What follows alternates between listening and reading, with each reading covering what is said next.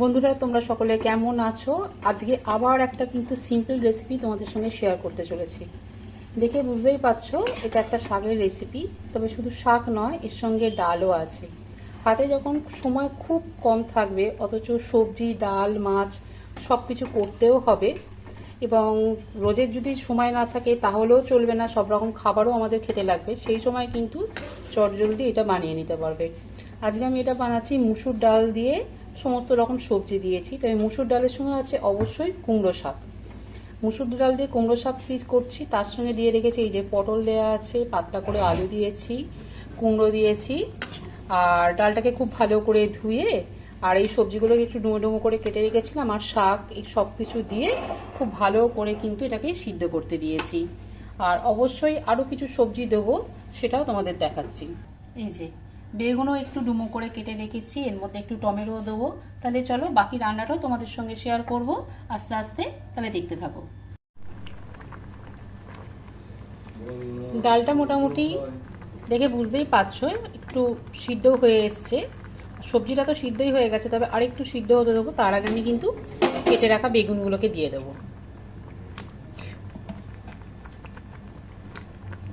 মোটামুটি সিদ্ধ হয়ে এসছে, এবার আমি ওর মধ্যে দিয়ে দিচ্ছি পরিমাণ মতো হলুদ আর নুন।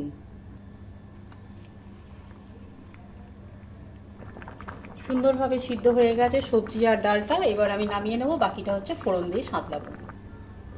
কড়াইটা গরম হয়ে গেছে, এবার তেলটা দিয়ে দিচ্ছি একটু গরম হওয়ার জন্য। প্রথমেই আমি ফোড়নের জন্য দিয়ে দিচ্ছি রসুন কুচি, আর এখানে রসুনের পরিমাণটা কিন্তু একটু বেশিই থাকবে। হালকা করে আগে ভেজে নেবো, তারপরে বাকি জিনিসগুলো দেবো। রসুনটা থেকে খুব সুন্দর গন্ধ বেরোচ্ছে, আর যেহেতু আমি রসুনের গন্ধটাই এখানে বেশি চাই, তার জন্য রসুনটা আগে দিয়েছি। এবার দিয়ে দিচ্ছি গোটা জিরে, একে একে বাকি সমস্ত জিনিসগুলো দেবো। দিয়ে দিচ্ছি দুটো গোটা শুকনো লঙ্কা,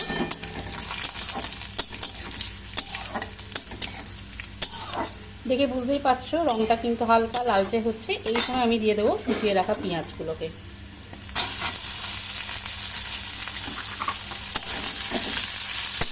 আর পেঁয়াজটা দেওয়ার পরে কিন্তু আমাকে এটা খুব ভালোভাবে ভাজতে হবে। আর এই সময় আমি দিয়ে দিচ্ছি দুটো তেজপাতাগুলোকে দিয়ে দিলাম। ব্যাস, এবার এটাকে খুব ভালো করে ভেজে নেব। আর সত্যি বলতে কি, চটজলদি এই সবজিটা, ডালটা খেতে কিন্তু বেশ ভালোই লাগে। এর সঙ্গে ধরো একটু ডিমের পোচ বা ডিমের অমলেট বা একটু মাছের ঝাল করলে কিন্তু তাড়াহুড়োর সময় খুব ভালোভাবে খাওয়াও যায়। সব রকম সবজি ডাল একসঙ্গে খেলে কিন্তু তার খাদ্যের পুষ্টিগুণটাও পাওয়া যায়, আর খেতেও কিন্তু ডালটা খুব ভালো হয়। পেঁয়াজ রসুন সমস্ত কিছু ভাজা হয়ে গেছে, আর আমি এটাকে ভাজবো না। এর মধ্যে এবার আমি ডালটা দিয়ে দেবো।